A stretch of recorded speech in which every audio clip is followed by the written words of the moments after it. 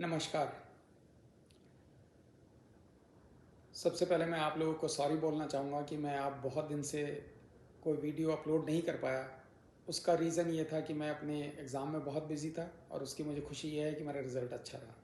और मैं आगे अब कोशिश करूँगा कि टाइमली वीडियो अपलोड करता रहूँ और जिससे आपको यूज़फुल इन्फॉर्मेशन प्रोवाइड करता रहूँ। आज हम बात करते हैं, अगर हमारे बच्चे को फ़ीवर है, क्योंकि फ़ीवर सबसे कॉमन सिम्टम है। जब भी बच्चे को कोई मेडिकल प्रॉब्लम होगी, कोई इन्फेक्शन होगा, तो सबसे पहला सिम्टम जो पेरेंट्स ऑब्जर्व करेंगे वो फ़ीवर होगा। जब भी फ़ीवर आता है तो ये मेरा एक्सपीरियंस है कि पेरेंट्स को लगता है कि मेरे बच्चे को बार बार फ़ीवर आना, या ये जो फ़ीवर आया कहीं ऐसा तो नहीं है मेरे बच्चे की इम्यूनिटी कम है इसलिए उसको बार बार फ़ीवर आता है, इसको फ़ीवर क्यों आया। मैं आप लोगों को ये समझाना चाहता हूँ, मेडिकली अगर फीवर आता है it means your body is trying to react with the infection. मतलब हमारी बॉडी में इन्फेक्शन से लड़ने की क्षमता है, हमारी इम्यूनिटी ठीक है और इसलिए हमारी बॉडी इन्फेक्शन से लड़ रही है और इसीलिए हमें फीवर आया। तो बच्चे को फीवर आना, उसमें कोई घबराने की ज़रूरत नहीं है, कोई चिंतित होने की ऐसी ज़रूरत नहीं है। हमें ये ध्यान जरूर रखना है कि किस टाइप के फीवर में हमें अपने डॉक्टर को जल्दी दिखाना है, कैसे हमें फीवर मॉनिटर करना है, कैसे हमें फीवर मेज़र करना है। घर पे रहते हुए हम बच्चे के लिए क्या क्या कर सकते हैं जिससे उसका नुकसान ना हो, जिससे जो भी ये इन्फेक्शन है, जो भी ये मेडिकल प्रॉब्लम है, इसमें हमारे बच्चे को सीरियसनेस ना हो। तो इस वीडियो का उद्देश्य मेन यही है कि आप लोगों को मैं अवेयर कर सकूं कि अगर हमारे बच्चों को फीवर आता है तो हमें घबराना नहीं है। दूसरा, हमें जिन बातों का ध्यान रखना है और कब हमें अपने डॉक्टर को जल्दी दिखाना है और कौन से सिम्टम्स इग्नोर नहीं करने हैं।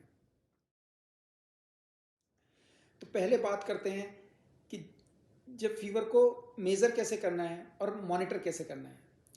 बहुत बार ये होता है, पेरेंट्स बच्चे को छू के देखते हैं, हाथ से छू के देखा, माथा छू के देखा, छूने में गर्म लगा तो हमें लगता है कि शायद उसको फीवर आ गया। बच्चे का छूकर गर्म लगना ये कोई ज़रूरी नहीं है कि उसको फीवर है।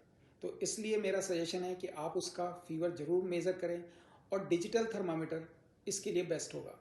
डिजिटल थर्मामीटर को आप एक्जिला में लगा सकते हैं, आप उसको मुंह में लगा सकते हैं, लेकिन मुंह में लगाने के लिए जब भी हम यूज़ करते हैं तो उसको प्रॉपरली वॉश करके तभी यूज़ करें और ऐसा नहीं करें एक ही थर्मामीटर को बार बार एक दूसरे बच्चे के मुंह में लगाएं। तो जब हम एक्जिला में लगाते हैं, ध्यान ये रखना उसकी टिप सीधा या तो ऐसे हो या ऐसे हो, मीन्स उसका टिप का कवर होना ज़रूरी है। ऐसा नहीं हो टिप क्रॉस कर रही है और हमने ऐसे लगाया। तो थर्मामीटर का ठीक से लगाना भी ज़रूरी है एक्यूरेट मेज़र करने के लिए। जो ये डिजिटल थर्मामीटर होते हैं ये ज़्यादा एक्यूरेट होते हैं। लोगों को लगता है कि जो कुछ फैंसी टाइप के थर्मामीटर होते हैं, इंफ्रारेड, जो फोरहेड से, टेम्पोरल रीजन से, ईयर से या ओरल से मेज़र करते हैं और जिनमें रीडिंग बहुत जल्दी आ जाती है। कई बार हम डॉक्टर की क्लिनिक पर जाते हैं, देखते हैं उन्होंने तो बहुत 1 मिनट भी नहीं लगाया और उसमें तो एकदम से टेम्परेचर आ जाता है और हमें वो बहुत अच्छा लगता है, ये आसान है। वो एक्यूरेट नहीं होते। जब हमें बहुत सारे लोगों का मेज़र करना होता है, टाइम कम होता है, तब उसके लिए हम उसको यूज़ कर सकते हैं, पर वो एक्यूरेट नहीं होते हैं। तो आप लोगों के लिए मेरा सजेशन ये होगा कि आप डिजिटल थर्मामीटर ही यूज़ करें जो कॉस्ट इफेक्टिव है। अब हमें ध्यान रखना है कि किस रीडिंग को हमें जो है मॉनिटर करना है, किस रीडिंग पे हमें ध्यान देना है। अगर एक्जिला की रीडिंग 99 से ज़्यादा आती है या ओरल रीडिंग 100 से ज़्यादा आती है, तब आप उसको मानेंगे कि ये हमारे बच्चे को फीवर है। मेडिकली ये फीवर कंसिडर किया जाएगा, इसको हमें कंसिडर करना है, इसमें प्रॉब्लम हो सकती है और इस हीट रीडिंग के ऊपर हमें बच्चे को मेडिसिन देनी है। मेडिसिन जो दे सकते हो आप, क्रोसिन जिसका सॉल्ट पैरासीटामोल होता है, क्रोसिन, कालपोल, इन सब नाम से मार्केट में आती है, जो इजीली अवेलेबल है, ऑफ द काउंटर अवेलेबल है, आप उसको परचेज कर सकते हैं। और क्रोसिन में डोज लिखी होती है, बच्चे की एज के अकॉर्डिंगली उस पर डोज लिखी होती है। आप उसको ठीक से पढ़ें, प्रॉपरली उसको शेक करें, उसकी एक्सपायरी चेक करें और बच्चे को उसके अकॉर्डिंगली दी जा सकती है। सेफली आप उसको 4 से 6 घंटे में रिपीट कर सकते हो। क्रोसिन मैं यहाँ इसलिए बोल रहा हूँ कि as per Indian Academy of Pediatrics, American Academy of Pediatrics, CDC या डब्ल्यूएचओ गाइडलाइन, सभी मेडिकल अथॉरिटी यही एडवाइस करती हैं कि क्रोसिन बच्चों में फीवर के लिए सेफेस्ट मेडिसिन है। वो इसलिए क्योंकि क्रोसिन का सेफ्टी प्रोफाइल ज़्यादा है। सेफ्टी प्रोफाइल ज़्यादा होने का मतलब ये है कि अगर गलती से हम उसकी डोज ज़्यादा भी दे देते हैं जितनी बच्चे को रिक्वायर्ड नहीं है, तब भी हमारे बच्चे को नुकसान उतना नहीं होगा जितना दूसरी मेडिसिन से, जो दूसरे कॉम्बिनेशन आते हैं, या आपको लगता है आइबुजेसिक है, मेफ्टाल-पी है, मेफ्टाजेसिक है, या कोई और कॉम्बिनेशन है। और मेरा एक और एक्सपीरियंस रहा है, जैसे ही हम बच्चे को क्रोसिन लिखते हैं फीवर के लिए, तो पेरेंट्स की रिएक्शन ये होती है, डॉक्टर क्रोसिन मेरे बच्चे को सूट नहीं करती, इससे मेरे बच्चे का फीवर नहीं उतरता है। लास्ट टाइम भी हमने क्रोसिन दी, फिर हमें बाद में स्विच ओवर करना पड़ा दूसरी मेडिसिन पे।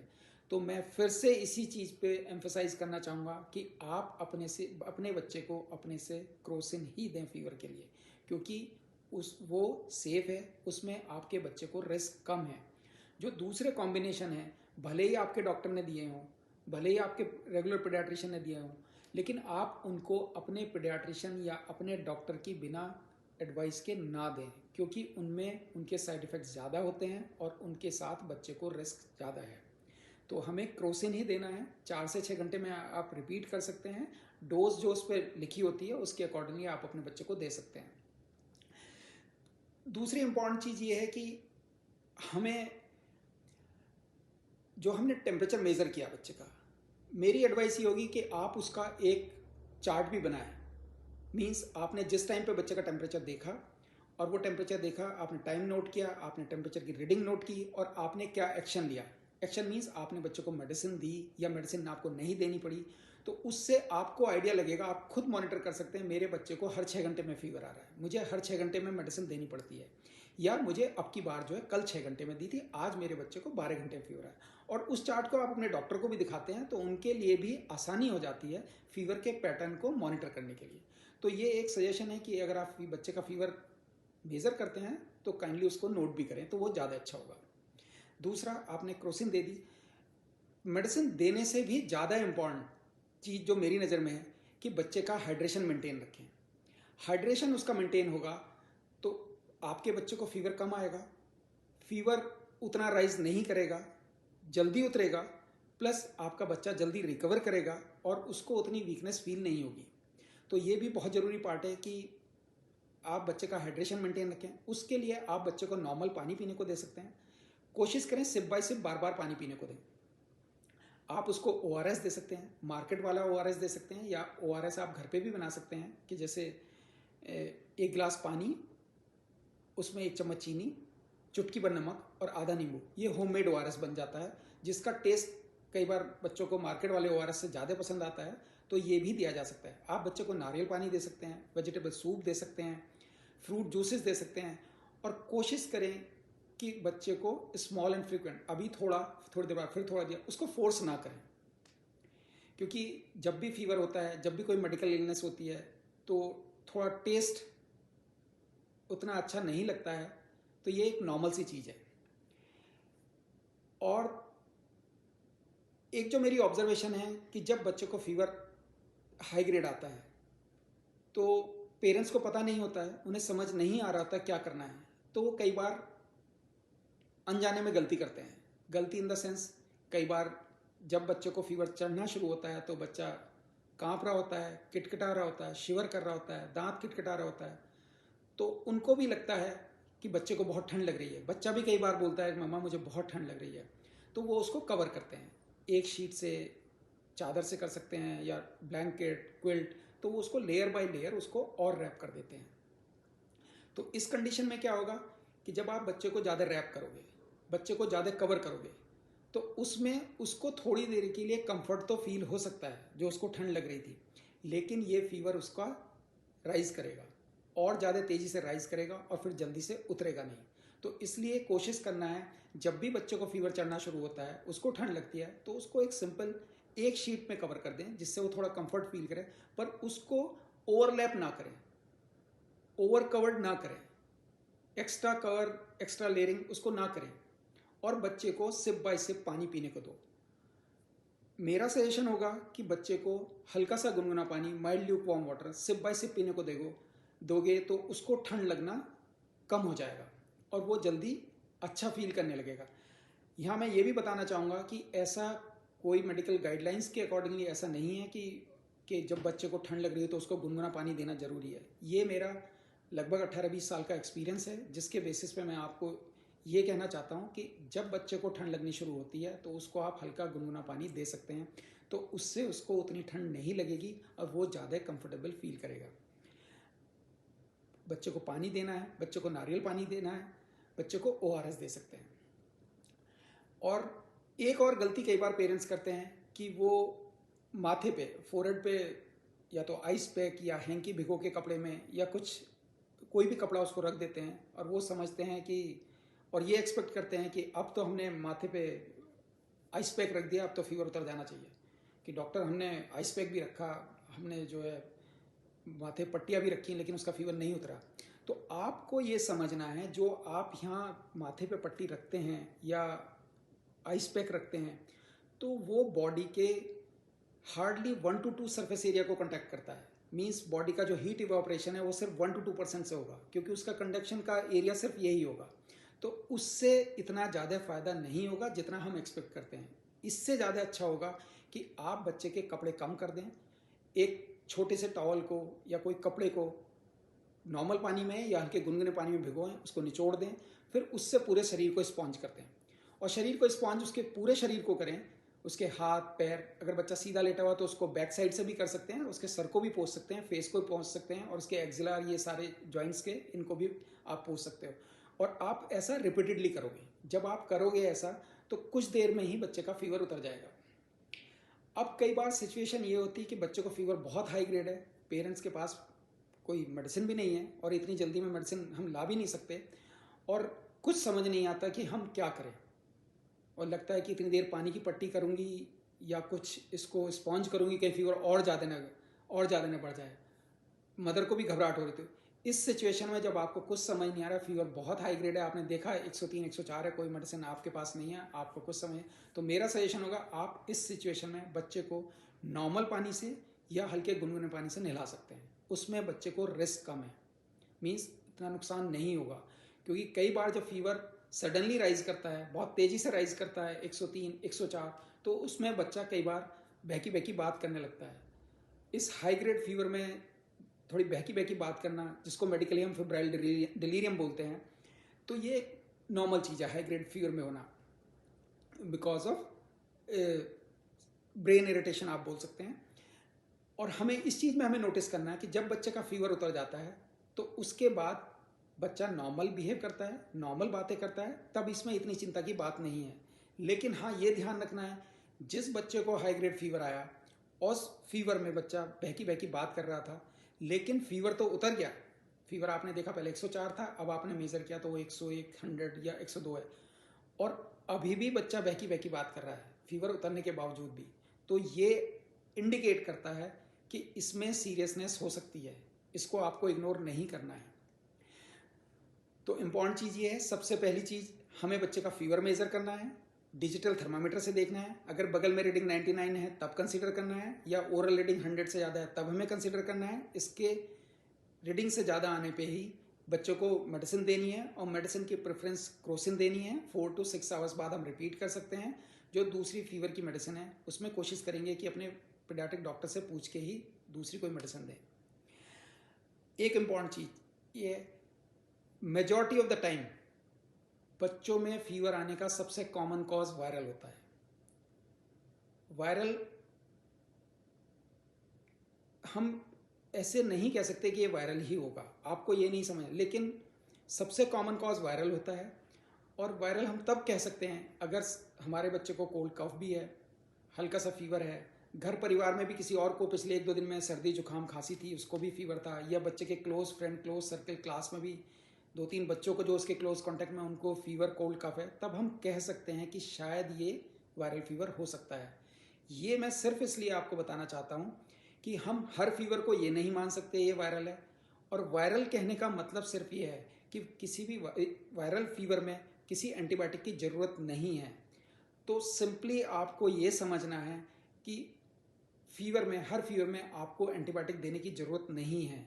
आप ये समझ सकते हैं, आप कई बार पेरेंट्स को लगता है कि हम लास्ट टाइम भी यही फीवर आया था, ऐसा हम डॉक्टर के पास गए थे, डॉक्टर ने एक एंटीबायोटिक लिखी, एक क्रोसिन, यही मेडिसिन लिखी थी, और इस बार भी सेम है। आपको सिर्फ ये समझना है फीवर एक सिम्टम है, वो एक डिजीज़ जो मेडिकल इलनेस है उसका प्रेजेंटेशन है आपके बच्चे में। वो फीवर ही आपको गाइड कर रहा है कि मेरे बच्चे को कुछ प्रॉब्लम है। तो आप प्लीज़ ऐसा ना करें कि जो एंटीबायोटिक, जो मेडिसिन डॉक्टर ने पहले लिखी थी, आप उसको ही दे दें। ऐसा करने से आप अपने बच्चे का नुकसान करेंगे, कुछ फ़ायदा नहीं होगा। तो आपको कोई एंटीबायोटिक अपने से नहीं देनी है, वो अलग बात है। आप फीवर में डॉक्टर के पास गए थे, डॉक्टर ने 2 दिन बाद गए, तीसरे दिन गए, जब भी गए तब डॉक्टर ने एंटीबायोटिक लिखी, लेकिन वो जो डॉक्टर का जजमेंट है एंटीबायोटिक लिखने का, वो उनके क्लिनिकल एग्जामिनेशन पे, उनके क्लिनिकल एक्सपीरियंस पे है।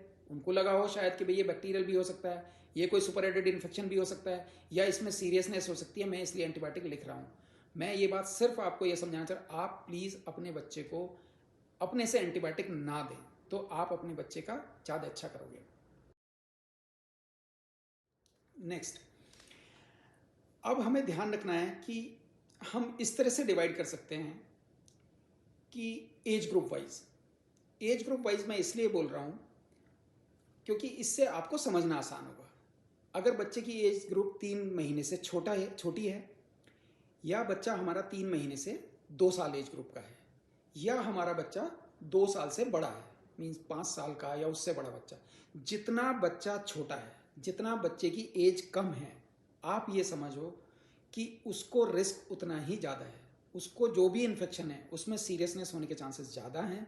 तो जितना बच्चा छोटा है उसकी इन्फेक्शन से लड़ने की क्षमता कम है। तो जिस बच्चे की एज ग्रुप कम है उसको अगर फीवर आ रहा है तो हमें उसको और ज़्यादा कॉशियस रहना है। मीन्स जिस बच्चे की एज ग्रुप 3 महीने से कम है, 3 महीने से कम एज ग्रुप के बच्चे को अगर एक बार भी आप फीवर नोट करते हो, एक बार भी फीवर नोट करना मीन्स आप उसको टेम्परेचर एक्जिला में देखोगे, मुंह में नहीं लगाओगे, कोशिश करोगे। अगर उसकी रीडिंग 99 से ज़्यादा आती है तो उसमें उसको फीवर है, उसको आप नोट करोगे। कालपोल ड्रॉप जो आती है उस पर डोज लिखी होती है, उसके अकॉर्डिंगली आप उसकी डोज दे सकते हो, 4 से 6 घंटे में रिपीट कर सकते हो। लेकिन 3 महीने से छोटा जो बच्चा है, अगर उसको एक बार भी फीवर आता है तो उसको सीरियसनेस हो सकती है, उसको आप अपने डॉक्टर को दिखाने के लिए इग्नोर नहीं करेंगे। और मेरा सजेशन होगा, जो बच्चा 3 महीने से छोटा है उसको कोशिश करें हम सेम डे ही बच्चे को अपने डॉक्टर को दिखा दें। इन द मीन टाइम इस बच्चे के लिए, जो बच्चा 3 महीने से छोटा है उसको फीवर आ रहा है, हमें कुछ चीज़ों का ध्यान रखना है जिससे जब तक हम डॉक्टर को दिखाते हैं तब तक हम उसके लिए क्या कर सकते हैं, किन चीज़ों का ध्यान रखेंगे, ये बहुत ज़रूरी है। अगर बच्चा ब्रेस्ट फीड पे है तो फीडिंग कंटिन्यू करना है।